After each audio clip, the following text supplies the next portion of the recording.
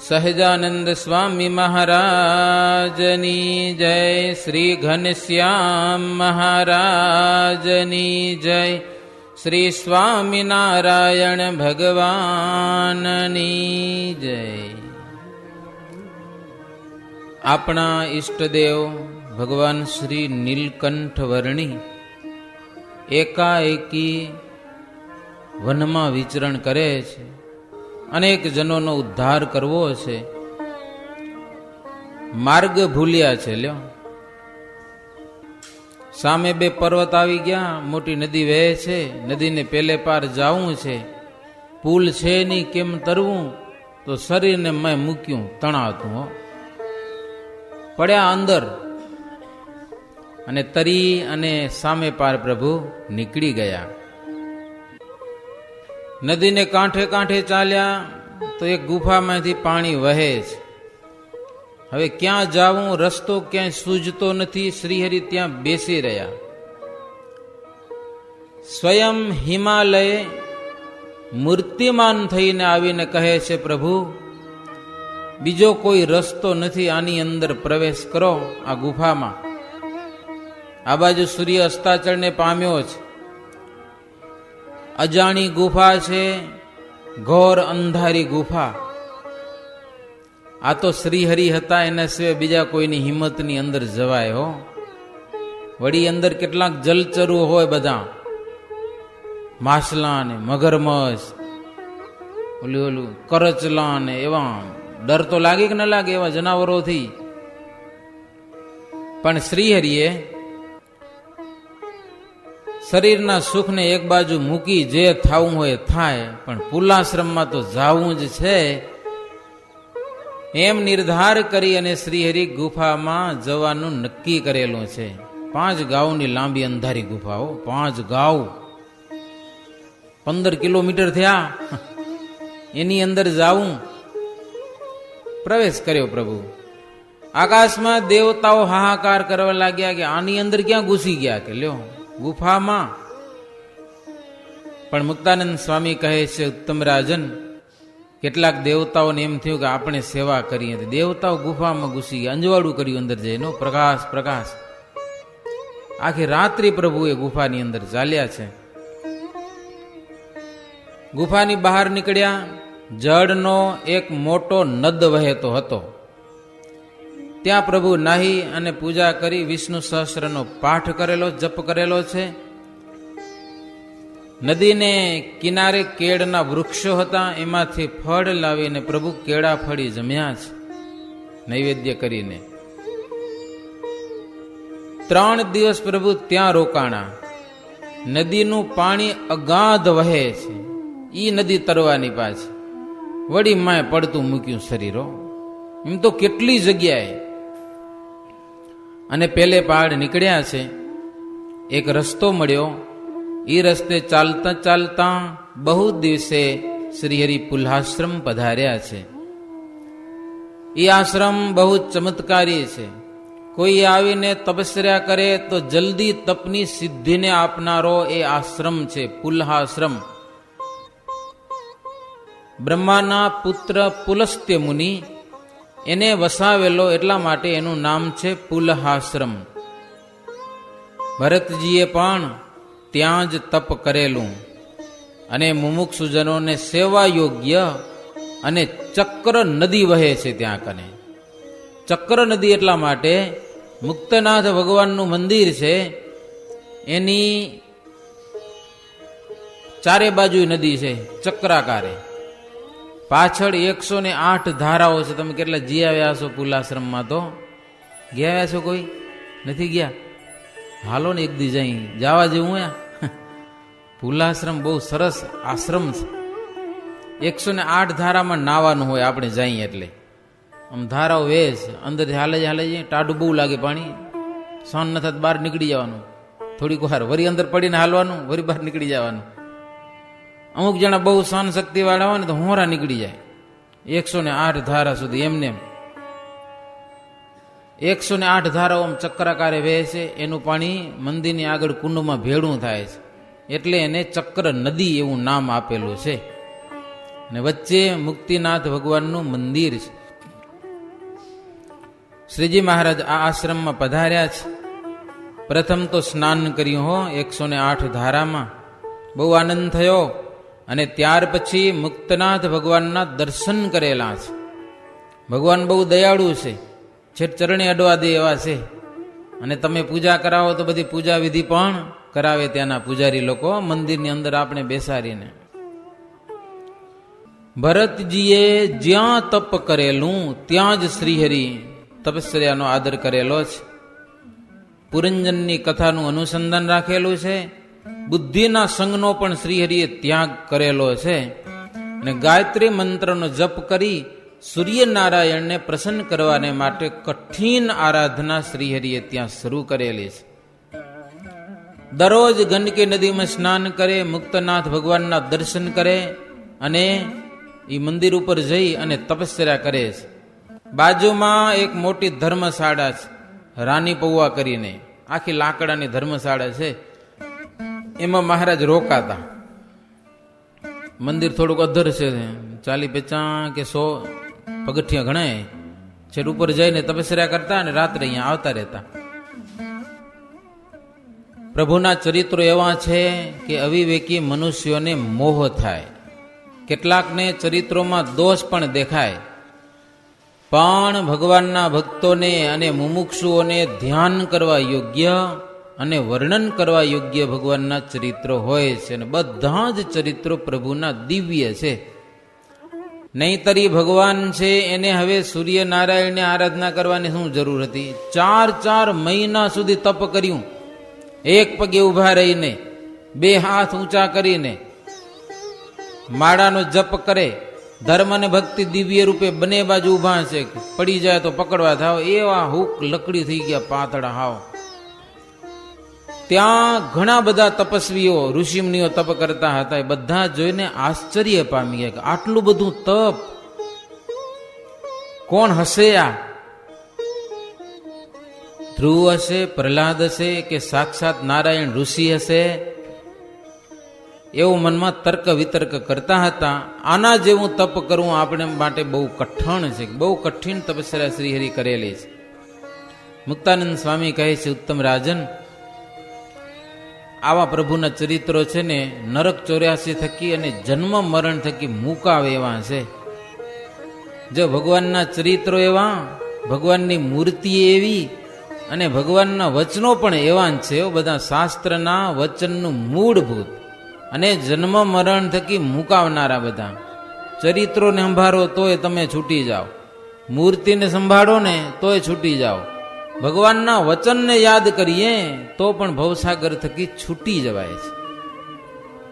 બીજા બધા તપસ્વીઓને એમ થયું કે આ બ્રહ્મચારીના તપની આગળ આપણું તપ તો બાળકની રમત જેવું છે. હો, સૂર્યનારાયણની આગળ દીવો કરીએ તો એની શું ગણતરી, એવું આપણું તપ છે, આની આગળ ઝાંખું પડી જાય છે. 4 મહિના સુધી તપ કરેલો છે. પ્રબોધિની એકાદશીની દિવસે સૂર્યનારાયણ દર્શન દીધા છે શ્રીહરિને, અને શ્રીહરિ સૂર્યનારાયણની સ્તુતિ કરવા લાગ્યા છે.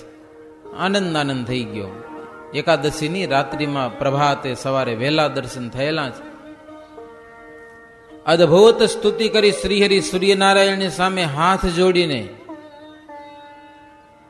અનંત ધામ કે ધામી હે એહા, મનુષ્ય રૂપ શોભય હે તેહા, ભવ બ્રહ્મા વિષ્ણુ દેવ જૈસે, જાકી આજ્ઞા में वर्तत ऐसे, चंद्र इंद्रादिक देवयनेका, शारद नारद शेषन छेका, जाकी આજ્ઞા में वर्तत ताई, ऐसी है हरि की मोटाई. લ્યો, મુક્તાનંદ સ્વામી કે સૂર્યનારાયણ જેવા દેવતાની સ્તુતિ પ્રાર્થના કરવી એ પણ પ્રભુની અદ્ભુત લીળા છે. જેને અનંત ધામના ધામી પ્રણામ કરે છે, ભવ બ્રહ્મા વિષ્ણુ જેવા જેને પ્રણામ કરે છે, જેની આજ્ઞામાં ઇન્દ્ર ચંદ્રાદિક બધા જ રહે છે, સારદ નારદ શેષ મહેશ બધા જ. એવી શ્રીહરિની મોટાઈ છે. મનુષ્યો તેમના લેખામાં નથી. આખા બ્રહ્માંડના પ્રકાશને કરનારા પોતે શ્રીહરિ, છતાં સૂર્યનારાયણને કહે છે કે હે દેવ, સમગ્ર બ્રહ્માંડને તમે પ્રકાશ કરનારા છો. તમારો ઉદય થાય ત્યારથી જીવ પ્રાણી માત્ર સુખી થાય છે, અને કાળની ગણતરી પણ સૂર્ય ઉદય થવાથી થાય છે. દિવસની ગણતરી ક્યાંથી થાય? સૂર્ય ઉદય થાય ત્યારે. ઉગે જ નહીં તો બીજો દિવસ ગણાય? શ્રીહરિ ઘણી બધી સ્તુતિ કરી. સાંભળીને સૂર્યનારાયણ બોલ્યા કે હે પ્રભુ, તમારી ઈચ્છામાં જી હોય માગો. અમે તો તમારા ચરણના દાસ છીએ બધા, કે લ્યો. છતાંય અમારી પાસેથી આવડી તપસ્યાઓ કરી અને માગવા રૂપ જે તમારા મનુષ્ય ચરિત્ર, એમાં અમને મોહ ન થાય એવું પહેલા વરદાન આપો, અને પછી તમે જે માગો એ આપું. કે પેલું અમને ઈ આપો કે તમારા ચરિત્રોમાં અમને મોહ ન થાય, અને પછી જે જોઈએ માગો. શ્રીહરિ બોલ્યા કે કામ, ક્રોધ, લોભ, દંભ તથા ઇન્દ્રિય ગણ આદિક શત્રુઓ થકી અમારી રક્ષા કરજો. અમારું નૈષ્ટિક બ્રહ્મચર્ય અખંડ રહે એવી કૃપા કરજો, અને જ્યારે સંભાળીએ ત્યારે દર્શન દેજો. એટલું જ માગું છું બસ. બાકી માયિક સુખ માગવાની લેશ પણ ઈચ્છા નથી જ. કે સૂર્યનારાયણ કહે છે જે માગો છો એ પ્રમાણે થશે, બસ કાંઈ ફેરફાર નહીં થાય એમાં. એમ કહીને સૂર્યનારાયણ અદ્રશ્ય થયેલા છે. શ્રીહરિએ તપની સમાપ્તિ કરેલી છે. એકાદશીના તપની સમાપ્તિ કરી 12ને દિવસે શ્રીહરિ પુલાસરમાં રહ્યા છે, અને જેટલા ઋષિ મુનિઓ હતા એ બધાને મળ્યા, મુક્તનાથ ભગવાનને પ્રણામ કર્યા. પછી ત્યાંથી શ્રીહરિ ઉત્તર દિશામાં ચાલતા થયેલા છે. ઉત્તર દિશામાં ચાલતા ચાલતા અનેક જંગલો વિતાવતા શ્રીહરિ મનુષ્ય માત્રની જ્યાં વસ્તી ન હોય એવા જંગલોમાં ગયેલા છે. જે જાય પાછો પણ ના આવે એવા ભયંકર પ્રદેશમાં શ્રીહરિ એકલા જ નિર્ભયપણે વિચરણ કરે છે. ચાલતા ચાલતા રાત્રિ પડે ત્યાં પ્રભુ રાત્રિ રોકાઈ જાય છે અને આગળ ચાલે છે. ત્યાંથી ચાલતા ચાલતા બુટ્ટોલ નગર આવેલું છે. ત્યાંના મહાદત્ત નામે કરીને રાજા છે, પર્વતીય રાજા, બહુ ભાવિક છે. ચાતુર્માસમાં હજારો સંતોને પોતાના દરબારમાં રાખ્યા છે. આ પોતાની આંબાવાડિયામાં બધાને રાખ્યા છે. સંત ઉપર ભાવ ઘણો, સારી સારી રસોઈઓ દે ને સંતોને પ્રેમથી જમાડે. મયા નામના એના રાણી હતા, એને પણ શ્રીહરિની વિશે બહુ ભાવ, સાધુ સંતોમાં બહુ ભાવ. જે આવે એને ભાવથી જમાડે ને રાખે. પણ સત અસતનો વિવેક ઓછો. સત્સંગ વિના સત અસતનો વિવેક આવે નહીં. એ જબરી વાત છે. એના બગીચામાં એક બંગલો હતો, તેમાં શ્રીહરિ રહેતા હતા. શ્રીહરિને ત્યાં ઉતારો આપેલો. નાના બ્રહ્મચારી ખરા ને, એટલે ભાવથી ત્યાં ઉતારો આપેલો. અને શ્રીહરિ હરિ ઈચ્છાએ ફળ ફૂલ અનાદિક જે મળે જમતા ને ધ્યાન ભજનમાં સાવધાન રહેતા. સૂર્ય ઉગે થોડું અંજવાળું થાય એટલે નગરથી દૂર કોઈ મનુષ્ય ન હોય ને ત્યાં જઈ અને નદી સરોવરમાં સ્નાન કરે અને પાછા આવતા રહે. આમ કોઈની સામે જુએ નહીં ને એકલા એકલા તપ કર્યા કરે. એક દિવસ પાછલી રાતે અંધારે શ્રીહરિ સરોવરમાં ગયા. અંધારું હતું, ચંદ્રનું થોડું થોડું અંજવારું હશે. સરોવરમાં પ્રભુ સ્નાન કરીને પાછા વળ્યા તો 2 સિંહ આવી ગયા. ભયંકર લ્યો, રસ્તામાં વચ્ચો જ ઉભા. મહારાજ સામે આવતા હતા, ઉભા થઈ રહ્યા. થોડીક વાર પ્રભુ રાહ જોઈ, પણ ઓલે ખસ્યા નહીં, સમજ્યા ને. હવે ક્યાં જવું, એની સામે ચાલ્યા. 2 સિંહ ઉભા હતા, એની વચ્ચેથી શ્રીહરિ છાના માના નીકળી આવ્યા. કાંઈ થયું નહીં. શું થાય કયો? કાંઈ ન થાય. સિંહ શ્રીહરિના પગમાં આડોટવા લાગ્યા, પણ શ્રીહરિને કાંઈ ભય લાગ્યો નહીં. નીડરપણે બે સિંહની વચ્ચેથી પ્રભુ આવતા રહ્યા. મુક્તાનંદ સ્વામી કે દાદા, આવા આશ્ચર્ય તો શ્રીહરિને વનમાં અનેક થયા જ કરતા હતા હો, અનેક થતા. બાગમાં રહેતા, બહુ પ્રકારના ઝૂલા હતા બગીચામાં, એના બંગલામાં શ્રીહરિ રહેતા. રાજકુમારી હે સારા સારા શણગાર પહેરી અને ઝૂલા ઉપર ઝૂલવા માટે આવતી દરરોજ સખીઓની સાથે. અને બહુ કુશળ હોય છે રાજકુમારીઓ, સતત સાધુને જુએ. બધા સાધુને વિકૃત જાણ્યા એણે, છોભથી રહિત એક શ્રીહરિને જાણ્યા કે આના જેવા કોઈ યોગી નથી. કે નાના રૂપાળા અને અંતર નિરોગી યોગી છે આ. એ અવારનવાર સાહેલીઓ સાથે જાય, પણ મહારાજ સામે નજર ન કરે કોઈ દિવસ. બીજાની નજર હંચવાય નહીં, પણ આ કોઈ દિવસ નજર ન કરે. પછી રાણીને વાત કરી કે આપણે આટલા બધાને ખવડાવીએ છીએ, એમાં સાચા યોગી તો એક છે. કે લ્યો, જમાડવા જેવા એક છે, પૂજવા જેવા એક છે, અને એ આપણા બંગલામાં રહે છે, બીજા નહીં. રાણીએ રાજાને વાત કરી. પછી તો બીજા ખાખીઓ બધા હતા ને, ફેલી ફતુરી બધા ભેગા થયા હતા ખાવા માટે જ, બાકી કાંઈ નહીં. રાજાએ દૂતને કીધું કે એકવાર એને ભોજન આપી દો, આવતીકાલે રજા દઈ દેજો બધાને, જ્યાં જવું તો જાય. બીજે દિવસે જન્માષ્ટમી હતી, અને જન્માષ્ટમીને દિવસે કોઈને જમવા દીધું નહીં હો, ભૂખ્યા ને ભૂખ્યા કાઢ્યા. આઠમને દિવસે ઉપવાસ કરવો જોઈએ ને પાછું, એ તો બધું ખાઈ જાય એવા હતા આમ તો. પણ તે દિવસે બીજા બધા સિદ્ધોને હતા એ રજા દઈ દીધી. ત્યાંથી રાજા શ્રીહરિ પાસે આવીને બેઠો. મહારાજે સરસ મજાની મોક્ષની વાત કરી. પછી તો દરરોજનો ક્રમ થઈ ગયો, અવારનવાર રાજા પાસે આવે. મહારાજ ફળ ફૂલ જમે, બીજું કાંઈ જમે નહીં, અને ઉપદેશની વાતો કરે. રાજા હાથ જોડીને એક દિવસ પ્રાર્થના કરી કે પ્રભુ, આપ પધાર્યા, અમારો જન્મ સફળ થયો છે, અમારું કંઈક ભોજન જમો તમે હો. અમારો બ્રાહ્મણ પવિત્ર છે, એ રસોઈ બનાવશે ને તમારે જમી જાઉં એક દિવસ, એટલી કૃપા કરો. બહુ ભાવિક હતા. મહારાજની વિનંતી સાંભળી. મહારાજ કે જો, સવારે અમે અમારા દેવની પૂજા કરી શાલિગ્રામની, ને બ્રાહ્મણને સોંપશું, એ રસોઈ બનાવે અને શાલિગ્રામને ભાવથી જમાડે, પછી અમે જમવા આવશું. એવો રૂટ ચાલ્યો હો બુટોલ નગરમાં. થોડા દિવસો જતા રાજા રાણીને શ્રીહરિને વિશે અપાર સ્નેહ થયેલો છે. પોતાનો એક રાજકુમાર હતો, એના કરતા પણ શ્રીહરિને વિશે વિશેષ પ્રેમ અને શ્રીહરિનું વિશેષ જતન કરવા લાગ્યા. રાજા રાણી સારામાં સારી ચીજો હોય ને તો શ્રીજી મહારાજને અર્પણ કરે.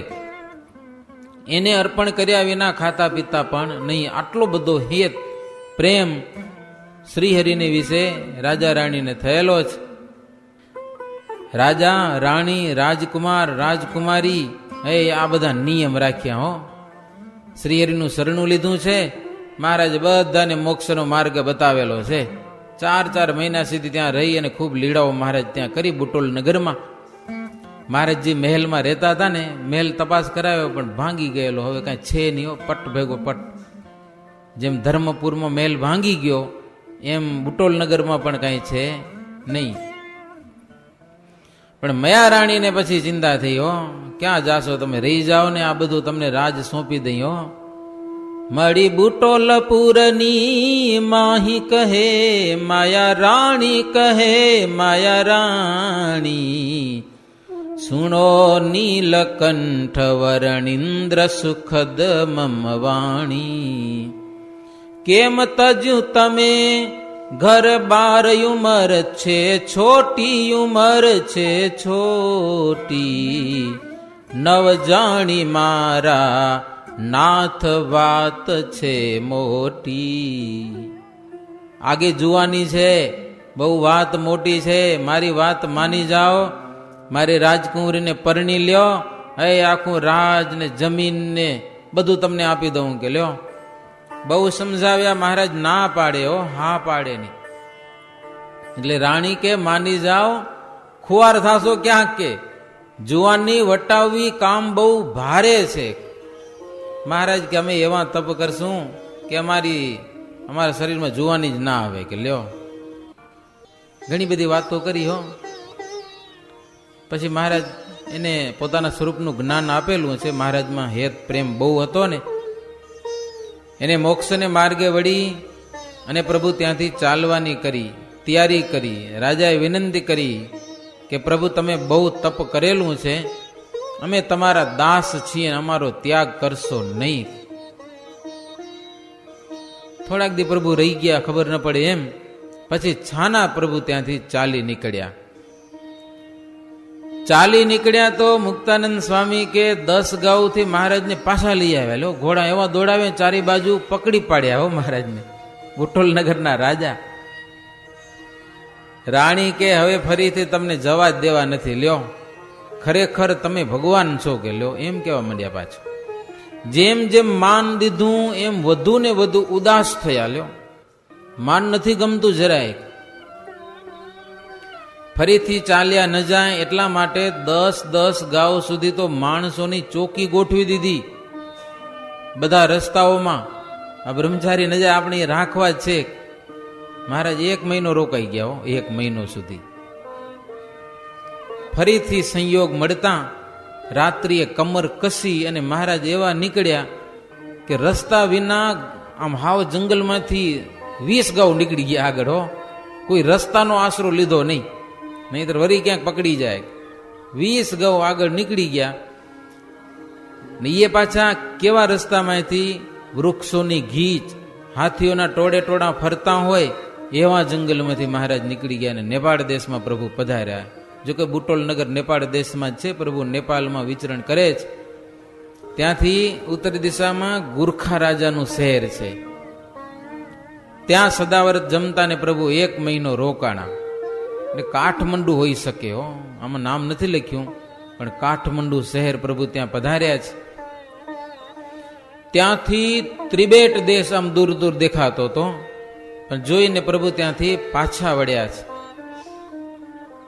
ત્યાંથી મહારાજ ચાલતા ચાલતા ગોપાળ યોગીને મળ્યા છે. એક મોટો વડ છે, એના નીચે એક યોગી બેઠા છે, ગીતાના બીજા અધ્યાયનો પાઠ કરે છે. બાજુમાં સરસ મજાની એક નદી છે અને સરોવર પણ છે, અને મોટો વિસ્તારવાળો એ વડ છે. સાલગ્રામની સેવા અને ગીતાનો પાઠ કરતા યોગી પાસે શ્રીહરિ જેવા ગયા ને ત્યાં ગોપાળ યોગી ઉભા થઈને મહારાજને બાથમાં ઘાલીને ભેટ્યા છે. બાથમાં ઘાલીને, અને ખૂબ આનંદ થયો. ગોપાળ યોગી મળ્યા, એનો અરસપરસ મળ્યા. મિત્ર ભાવ, જાણે કોઈ જૂના મિત્ર હોય ને મળે ને એવા ભાવથી શ્રીજી મહારાજ ગોપાળ યોગીને ભેટ્યા છે. પછી કુશળ સમાચાર પૂછ્યા અને મહારાજે કીધું, યોગી મહારાજ બહુ વનોમાં ને બહુ દેશમાં ફર્યો, બહુ જંગલો ફર્યો, પણ તમારા જેવા અંતરના નિરોગી યોગી તો મને ક્યાંય ન મળ્યા. કે કોઈ પ્રકારનો જેને રોગ ન હોય એવા નિરોગી યોગી એક જ તમે મને મળ્યા છો. શ્રીહરિ કે નરનારાયણના આશ્રમ પર્યંત અમે ગયા. ત્યાં 6 મહિના સુધી ફળ ફૂલનો આહાર કરી ભગવાનનું ધ્યાન કર્યું, અને ત્યાં પણ કેટલાક યોગીઓ ધ્યાન કરે છે. કોઈ હઠ યોગ કરતું નથી. એની પાસેથી અમે ધ્યાન શીખ્યા, ધ્યાન યોગ, ભગવાનનું ધ્યાન કરવું એ બધું શીખ્યા. પણ યોગ શીખ્યા નથી. અષ્ટાંગ યોગ તો રહી ગયો શીખવાનો. તમારી પાસે શીખવાની ઈચ્છા છે. ગોપાળ યોગી કે તમે તો ઈશ્વર છો સાક્ષાત, અને મારો ઉદ્ધાર કરવા અહીંયા કને આવ્યા છો, નહીતર આવા ઘોર જંગલમાં તમારા સિવાય બીજો આવે કોણ? કે આવી રીતે શ્રીહરિ કહે, તમે ગુરુ અને હું શિષ્ય, મને યોગ શીખવાડો. કે યોગ વિના નૈષ્ટિક વ્રત સિદ્ધ થતું નથી, એટલા માટે મને યોગ શીખવાની ઈચ્છા છે. ગોપાળ યોગી ખૂબ રાજી થયા. બહુ સરસ, મહારાજને યોગ શીખવાડ્યો છે. એકવાર બતાવે એટલે મહારાજ પછી સિદ્ધ કરી બતાવે. 1 વર્ષ પ્રભુ ત્યાં રોકાઈ ગયા. યોગ શીખતા, કાંઈ જરૂર નથી યોગ શીખવાની. ભગવાન છે પોતે. ઈશ્વર છે એને શીખવાની શું જરૂર છે, છતાં પણ પ્રભુની એક માનવ લીળા. એક વર્ષમાં શ્રીહરિ બધી પ્રકારનો યોગ શીખી લીધો અને પછી નેતિ ધોતી બસ્તી આ બધું શીખ્યા. પછી એક યોગ શીખવાનો હતો કે આત્માને બ્રહ્મની સાથે એક કરી દેહનો ત્યાગ કરીને ભગવાનને પામી જવું. આવો એક છેલ્લો યોગ બાકી રહ્યો. ગોપાળ યોગી કે એ મને નથી આવડતો. પછી અંતે શ્રીજી મહારાજ યોગીને શીખવાડ્યો. વિચાર કરો તમે, છેલ્લો જે યોગ હતો ને પણ ગુરુને શીખવાડાય નહીં ને, તો મહારાજ ગોપાળ યોગીને મિત્ર માની અને આ યોગ શીખવાડ્યો છે. અને એ યોગ શીખ્યા પછી ગોપાળ યોગી રહ્યા નથી આ લોકમાં, પણ મહારાજ એક વર્ષ દરમિયાન ત્યાં રહ્યા. તો કેટલાક ગોવાળિયાઓ આ યોગીને આશરે ત્યાં આવીને એ જંગલમાં રહ્યા. બાર ગાઉના પ્રદેશમાં બધા કાંટાની મોટી મોટી વાડો બનાવીને પણ હિંસક પ્રાણીઓ, સિંહ જેવા જનાવરો ગાયોને મારી જતા હતા. તો ગોપાળ યોગી પાસે આવ્યા, ગાયોનું રક્ષણ કરો. ગોપાળ યોગી કે પણ કેમ રક્ષણ કરું? મહારાજ કે શંખ વગાડો. શંખ વગાડ્યો ને એટલે એ બધા પ્રદેશમાંથી હિંસક જનાવરો બધા દૂર થઈ ગયા. પછી તો ગોવાળિયાઓ એવા ખુશ થઈ ગયા, એ અવારનવાર મહારાજ માટે દૂધ લઈ આવે ને ચોખા લઈ આવે ને, હો ના પાડે યોગી તોય લઈ આવે. એક વર્ષ માટે ગોવાળિયાઓ પણ મહારાજની ને યોગીની બહુ સેવા કરી. યોગ સિદ્ધ થયો. ગોપાળ યોગી મહારાજમાં વૃત્તિ સ્થિર કરી અને દેહનો ત્યાગ કરીને ધામમાં ગયા. શ્રીજી મહારાજ એ બધા ગોવાળિયાઓની સહાયતા લઈ અને ગુરુ મહારાજની અંતિમ જે ક્રિયા કહેવાય અગ્નિ સંસ્કાર એ બધું કર્યું છે. શ્રીહરિ એક વર્ષ ત્યાં કને રોકાઈ ગયા એટલે હવે થોડાક વેગથી ત્યાંથી ચાલ્યા. હો ત્યાં બધું કારજ પતાવી અને ધનુષમાંથી બાણ છૂટે ને કેવું જાય એવા વેગથી મહારાજ ચાલ્યા. બહુ તાવડે તે એક બાંસી શહેર આવ્યું. બાંસી શહેરની પૂર્વ દિશામાં એક નદી વહેતી. ત્યાં મહારાજ ઉતારો કર્યો. સરસ મજાના પક્ષીઓ કલરવ કરતા અને જગ્યા બહુ સારી હતી. તો દિવસે રાજાના 2 નોકરો આવ્યા અને સારા સારા પક્ષીઓને ગોલી મારીને માર્યા. હો અને પક્ષીઓ મહારાજને દેખતા ચીસ પાડી અને મૃત્યુ પામ્યા. તે મહારાજને મનમાં બહુ દુઃખ થયું. રામ રામ એમ મહારાજ બોલવા લાગ્યા. મહારાજ દયાળુ સ્વભાવ, હે રામ રામ એમ બોલ્યા. તેથી મહારાજ ઉપવાસ કરી નાખ્યો. મહારાજ આવું દેખાણું ને, જમ્યા નહીં. પછી રાત્રે મધ્યરાત્રિએ મહારાજના મનમાં સહેજ સંકલ્પ થયો કે આ શહેરમાં આવા પાપીઓ રહે છે, બળી મરો આવું શહેર કેલું એમ મહારાજ બોલ્યા. ત્યાં તો ભડકો થયો શહેરમાં. રાજાનો મહેલ પહેલા સડી ગયો અને પાપીઓ હતા એ બળી પણ ગયા. અને તરત મહારાજ સંકલ્પ કર્યો કે આવો સંકલ્પ થાય એ સારો નહીં. તરત નદીમાં મહારાજ પડ્યા. શાંતમ શાંતમ બોલ્યા એટલે ઉલાઈ ગયું બધું. મહારાજે પોતાની વાણીને શાપ આપ્યો કે આજ પછી કદાચ આવું બોલાઈ જાય ને કોઈકનું ભૂંડું થઈ જાય તો એ અમારી વાણી અસત્ય થાય. કે લ્યો, કોઈકનું ખરાબ થાય એવી વાણી બોલાય તો પણ નિષ્ફળ જાઓ, કે એવો શાપ પણ નિષ્ફળ જાઓ, એમ મહારાજે પોતાની વાણીને શાપ આપ્યો અને શહેર બચી ગયું. ત્યાંથી શ્રી પૂર્વ દિશામાં ચાલ્યા.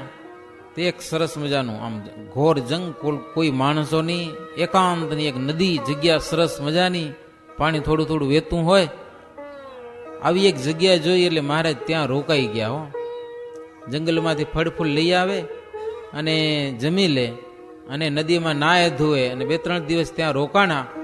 1 વર્ષ સુધી યોગાભ્યાસ કર્યો હતો ને એની પ્રેક્ટિસ કરવી જોઈએ ને, પાછી ત્યાં પ્રેક્ટિસ કરી 2-3 દિવસ રોકાઈને.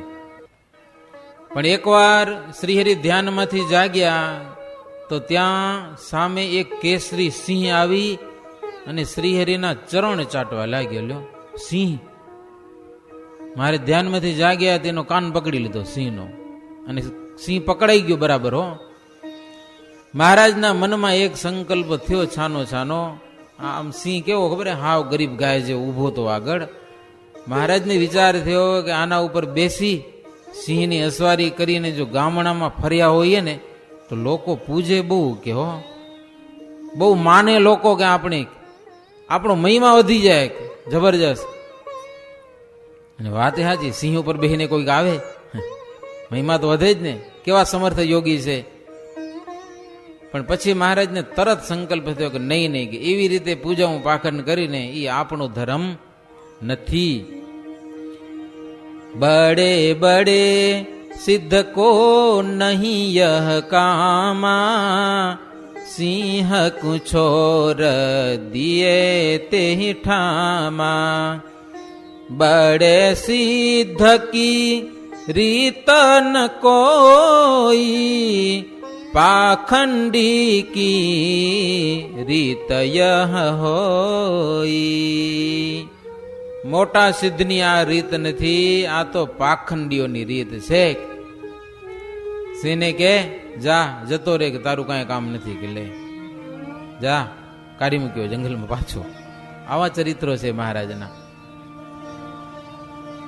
પોતે પૂજાવાની આશા રાખે એ સિદ્ધ ગણાય જ નહીં. આ શ્રીજી મહારાજનો સિદ્ધાંત. અને આપણે લગભગ આવી ઈચ્છા થઈ જાય હો પૂજાવાની, કે હું કંઈક પૂજાવું, લોકો મને માને પૂજે. એ સિદ્ધને કહેવાય, એ સંતને કહેવાય. ભગવાનને પૂજે એ સાચા સિદ્ધ. ભગવાન શ્રીહરિ ત્યાંથી નાસાગ્ર વૃત્તિ રાખી દિશા સાધીને ચાલ્યા. કેટલાક દિવસે પ્રભુ આદિવરા તીર્થમાં આવેલા છે. અને આદિવરા તમે જે દક્ષિણ દિશામાં જાઓ છો એ આદિવરા નહીં, આ આદિવરા નેપાળમાં આવેલું છે. અને એને અત્યારે વારાક્ષેત્ર કહેવામાં આવે છે. જનકપુરથી પૂર્વ દિશામાં ચાલતા લગભગ 80 કિલોમીટર છેટું, ત્યાંથી પાછું 30-35 કિલોમીટર ઉત્તર દિશામાં બિલકુલ હિમાલયમાં છે. નાની એક વરાહ ભગવાનની આટલી મૂર્તિ છે, એક તીર્થ છે, ઊંડી એક નદી છે. 3 દિવસ મારે ત્યાં કને રોકાણા હો. પૂજારીને ભાવ સારો. આજુબાજુનો ઈ 5 ગાઉનો એરિયા એને વારા ક્ષેત્ર કહેવાય. બહુ પવિત્ર જગ્યા, નાની જગ્યા નહીં, 5 ગાઉના એરિયાને વારા ક્ષેત્ર કહેવાય. લોકોને ખબર પડી કે વારા ક્ષેત્રમાં નાના એક બ્રહ્મચારી યોગી આવ્યા છે. લોકો એ દોડી દોડીને ભેળા થાય અને મહારાજ લોકોને બધાને ભેળા કરી બેસાડીને ઉપદેશની વાતો કરતા હતા. અદ્ભુત સત્સંગી જીવનમાં સદાનંદ સ્વામી એમ લખ્યું કે અગસ્ત્ય મુનિ પધારે, દેવતાના ગુરુ, અને કેવા માણસો ભેગા થાય એમ મહારાજ જ્યાં જ્યાં જતા ને ત્યાં લોકો ભેળા થઈ જતા. ઘણા બધા મહારાજના દર્શન કરી અને પ્રભુની વાતો સાંભળીને ખૂબ આનંદ થતો. 3 દિવસ સુધી પ્રભુ ત્યાં લીળા કરી અને આગળ ચાલતા થયેલા છે. બંગાળામાં શ્રીહરિ પધાર્યા અને શ્રીહરિ સિરપુર શહેર પધારેલા છે. ત્યાં સિદ્ધ વલ્લભ નામે ધાર્મિક રાજા છે. સાધુમાં બહુ ભાવ જબરો છે. ઘણા બધા સાધુ સંતો ભેખધારીઓને રાખી સારા સારા સિદ્ધા અપાવે અને બધી વ્યવસ્થા કરે, જમાડે, બધા એને રાખ્યા છે ત્યાં. તો શ્રીહરિ પણ ત્યાં કને રહ્યા. ચાતુર્માસ સુધી રહેવાનો ત્યાં નિર્ણય કર્યો શ્રીહરિ. રાજાની નજર મહારાજ ઉપર પડી. એક નાના બ્રહ્મચારી યોગી આવ્યા છે. એટલે એક સાધુ હતો, ભાવુક હતો સાધુ, ગોપાળદાસ કરીને. એ સાધુને રાજાએ કીધું કે જો આ બ્રહ્મચારી છે એ પોતાના શરીરનું કાંઈ ધ્યાન રાખતા નથી એવા છે, અને બહુ સારા છે, મોટા યોગી છે, તો તમે એની સંભાળ રાખજો, હું તમને જે જોઈશે આપીશ. કે ભાગ્યશાળી સાધુ રાજાના કહેવાથી પણ સાચા ભાવથી શ્રીહરિની સેવા કરતો હો, સાચા દિલથી. રાજાએ કીધું છે ને મને કાંઈક દેશે ઈ ભાવથી નહીં, પણ મહારાજને વિશે એક અલૌકિક ભાવ રાખીને. મહારાજની ઉંમર તો બહુ નાની હતી, આ હાવ એટલી ઉંમરનો નહીં હોય ગોપાળદાસ, પણ મહારાજની બહુ શ્રદ્ધાથી સેવા કરી તો મહારાજને પણ મન પ્રસન્ન પડી ગયો. એવો સાધુ હતો લ્યો ગોપાળદાસ.